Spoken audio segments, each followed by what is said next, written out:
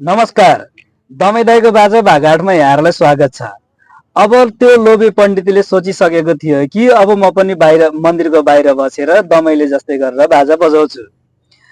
अब दमैसँग तालिम लियो, तालिम लिएर उसले पनि अब सुनको बाजा पाउने लोभमा मन्दिरको बाहिर बसेर बाजा बजाउन लाग्यो।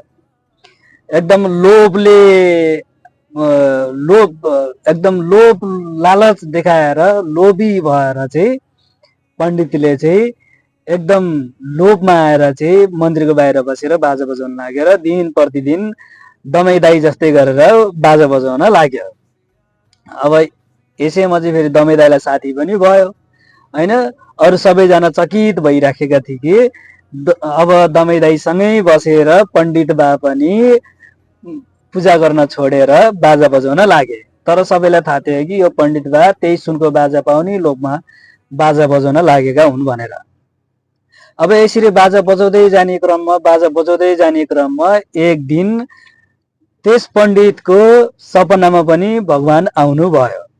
अब भाग 9 हेर्नको लागि केही समय प्रतीक्षा गर्नुहोला र च्यानल सब्स्क्राइब गर्नु भएको छैन भने च्यानल कृपया सब्स्क्राइब गर्नुहोला र तपाईहरुले अगाडिको भाग हेर्नु भएको छैन भने कृपया अगाडिको भाग हेर्नुहोला। यस भागलाई पनि थोरै रिकभर हुन्छ।